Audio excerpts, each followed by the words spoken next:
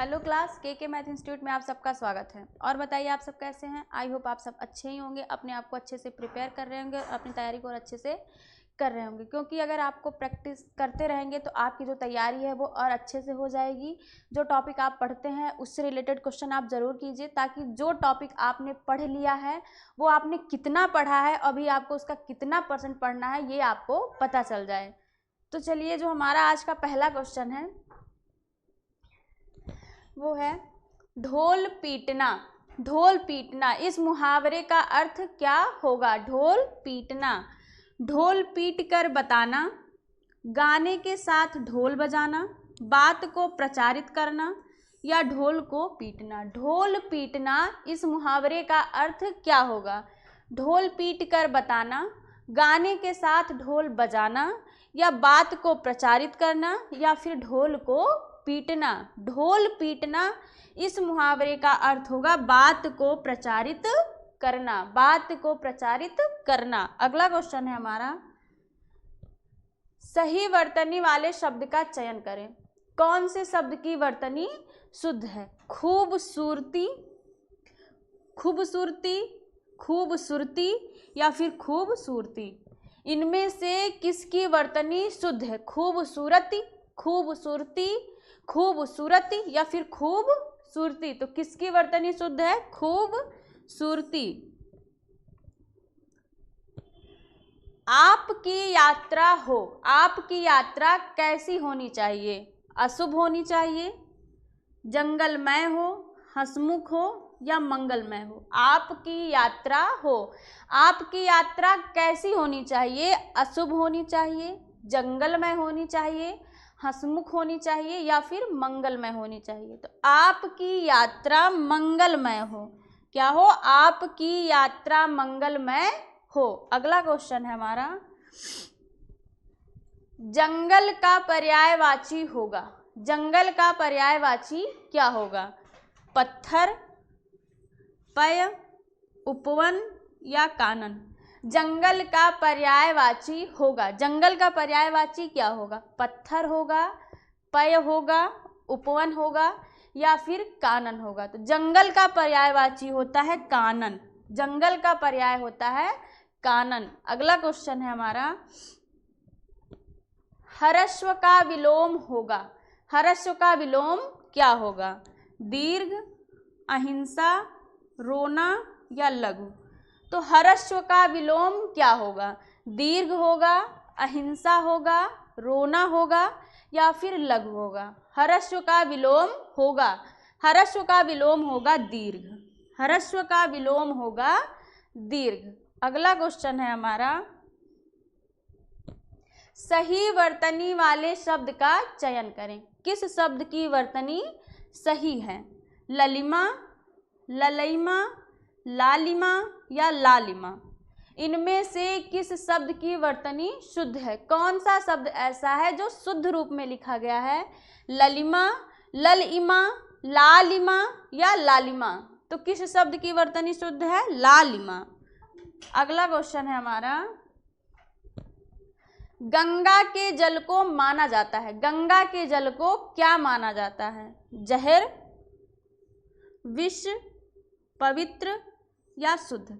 गंगा के जल को जहर माना जाता है या फिर गंगा के जल को विष माना जाता है या फिर गंगा के जल को पवित्र माना जाता है या गंगा के जल को शुद्ध माना जाता है। गंगा के जल को क्या माना जाता है।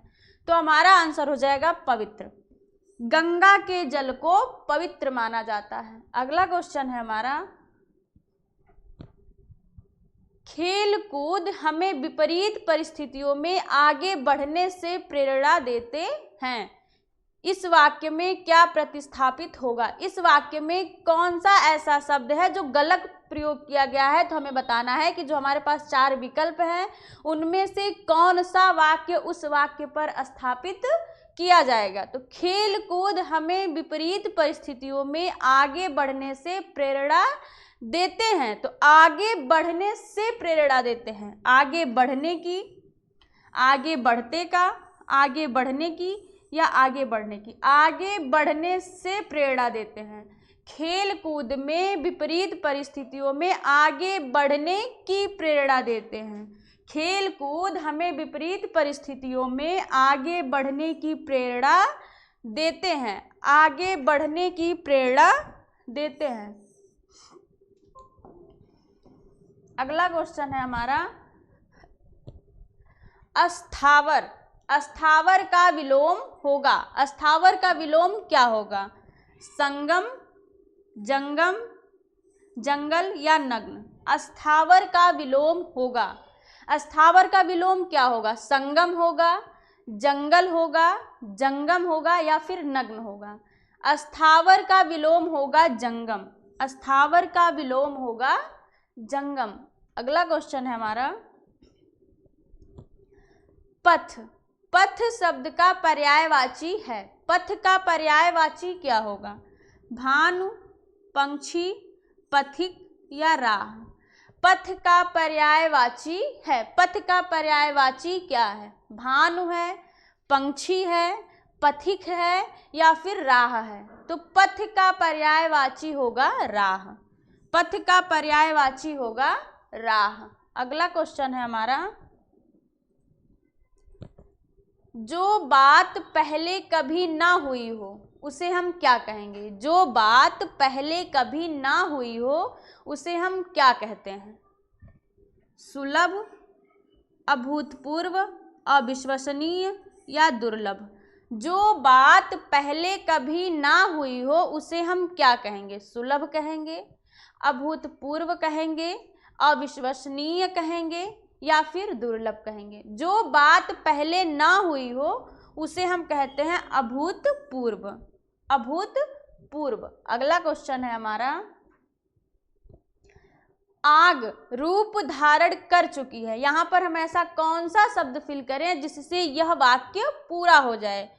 तो आग हंसमुख रूप धारण कर चुकी है, या आग नफरत रूप धारण कर चुकी है, या फिर आग प्रेम रूप धारण कर चुकी है, या फिर आग भीषण रूप धारण कर चुकी है। आग कैसा रूप धारण कर चुकी थी? हमें बताना है कि आग कैसा रूप धारण कर चुकी थी। हंसमुख रूप, नफरत, प्रेम या फिर भीषण। तो आग कैसा रूप धारण कर चुकी थी? भीषण। आग जो है वो भीषण रूप धारण कर चुकी थी। इस साल गर्मी के मौसम में आर्कटिक क्षेत्र में बर्फ सबसे कम पाई गया। इस वाक्य के किस भाग में त्रुटि है? जो यहाँ वाक्य दिया गया है हमें बताना है उस वाक्य के किस भाग में त्रुटि है। तो इस साल गर्मी के मौसम में आर्कटिक क्षेत्र में बर्फ सबसे कम पाई गया। तो क्या है? इस साल गर्मी के मौसम में आर्कटिक क्षेत्र में सबसे कम बर्फ पाई गया। इस साल गर्मी के मौसम में आर्कटिक क्षेत्र में बर्फ सबसे कम पाई गई होगा, पाया गया नहीं होगा। तो हमारा कौन सा वाक्य गलत है? बर्फ सबसे कम पाई गया। अगला क्वेश्चन है हमारा कक्षा में 40 छात्र हैं। कक्षा में 40 छात्र हैं लेकिन कार्तिक सबने बुद्धिमान है। कार्तिक सबने बुद्धिमान है। इस वाक्य में क्या प्रतिस्थापित होगा? जो यहाँ वाक्य दिया गया है उस वाक्य में कहीं पर त्रुटि है। तो ये 4 विकल्प हमें दिए गए हैं। हमें बताना है कि जहाँ पर त्रुटि है वहाँ पर हम कौन सा वाक्य स्थापित करेंगे। तो कक्षा में 40 छात्र हैं लेकिन कार्तिक सबने बुद्धिमान है। तो इसमें हम क्या प्रतिस्थापित करेंगे? कार्तिक सबको बुद्धिमान है, कार्तिक सबसे बुद्धिमान है, कार्तिक सबका बुद्धिमान है या कार्तिक सब पर बुद्धिमान है। कक्षा में 40 छात्र हैं लेकिन कार्तिक सबने बुद्धिमान है। कार्तिक सबने बुद्धिमान है। यहाँ हम प्रतिस्थापित करेंगे कार्तिक सबसे बुद्धिमान है। कक्षा में 40 छात्र हैं लेकिन कार्तिक सबसे बुद्धिमान है। अगला क्वेश्चन है हमारा अध्यापक के कक्षा ही सभी बच्चे शरारत करने लगे। हम ऐसा कौन सा शब्द यहाँ फिल करें जिससे ये जो सेंटेंस है वो पूरा हो जाए? तो अध्यापक के कक्षा से आते ही सभी बच्चे शरारत करने लगे। अध्यापक के कक्षा से जाते ही सभी बच्चे शरारतें करने लगे। अध्यापक के कक्षा को आते ही सभी बच्चे शरारतें करने लगे, या फिर अध्यापक के कक्षा को जाते ही सभी बच्चे शरारतें करने लगे। तो यहाँ पर क्या फिल होगा? से आते ही, से जाते ही, को आते ही या को जाते ही। तो हमारा आंसर हो जाएगा से जाते। अध्यापक के कक्षा से जाते ही सभी बच्चे शरारतें करने लगे। अगला क्वेश्चन है हमारा, दिए गए वाक्य का वह भाग ज्ञात करें जिसमें कोई त्रुटि है। समाचार पत्रों का उद्देश्य होना चाहिए समाचारों को सकारात्मक दिशा देना। समाचार पत्रों का उद्देश्य होनी चाहिए समाचारों को सकारात्मक दिशा देना। इस वाक्य में जहां पर त्रुटि है हमें बताना है कि किस वाक्य में या किस शब्द में कोई त्रुटि है। तो समाचार पत्रों का उद्देश्य होनी चाहिए समाचारों को सकारात्मक दिशा देना। समाचार पत्रों का उद्देश्य सकारात्मक दिशा देना होनी चाहिए समाचारों का। यहाँ होगा समाचार पत्रों का उद्देश्य होना चाहिए समाचारों को सकारात्मक दिशा देना। हम यहाँ सही होगा हमारा समाचार पत्रों का उद्देश्य होना चाहिए सही दिशा देना। अगला क्वेश्चन है हमारा, जिसमें शक्ति ना हो, जिसमें शक्ति ना हो उसे क्या कहेंगे? जिसमें शक्ति ना हो उसे हम क्या कहते हैं? सशक्ति, अशक्त, शक्तिशाली या सशक्त। जिसमें शक्ति ना हो उसे हम क्या कहेंगे? सशक्ति, अशक्त, शक्तिशाली या सशक्त। जिसमें शक्ति ना हो उसे कहते हैं अशक्त। जिसमें शक्ति ना हो वो अशक्त कहलाता है। अगला क्वेश्चन है हमारा, डींग मारना, डींग मारना इस मुहावरे का अर्थ क्या होगा? डींग मारना, बहुत बातें करना, बढ़ चढ़कर बातें करना, कम बोलना, मिलजुल कर बात करना। डींग मारना इस मुहावरे का अर्थ क्या होगा? बहुत बातें करना, बढ़ चढ़कर बातें करना, या फिर कम बातें करना, या मिलजुल कर बात करना। डींग मारना इसका अर्थ है बढ़ चढ़कर बातें करना, बढ़ चढ़कर बातें करना। अगला क्वेश्चन है हमारा, दिए गए वाक्य का वह भाग ज्ञात करें जिसमें कोई त्रुटि है। तो हमारा सेंटेंस है, आप आधे अधूरे नामक नाटक को देखने के लिए तुम्हारे मित्र को बुलाओ। आप आधे अधूरे नाटक को देखने के लिए तुम्हारे मित्र को बुलाओ। तो हमारा यहाँ पर कौन सा वाक्य गलत है? नाटक को देखने के लिए को बुलाइए, आपस आधे अधूरे नामक तुम्हारे मित्र। आप आधे अधूरे नाटक को देखने के लिए तुम्हारे नहीं अपने मित्र को बुलाइए। तो हमारा गलत क्या है? तुम्हारे मित्र, तुम्हारे मित्र। यहाँ होगा आप आधे अधूरे नाटक को देखने के लिए अपने मित्र को बुलाएं। अगला क्वेश्चन है हमारा, जातिवाद की समस्या। जातिवाद की समस्या स्वस्थ राष्ट्र के पनपने में बहुत बड़ा बाधक तत्व है। इस वाक्य में क्या प्रतिस्थापित होगा?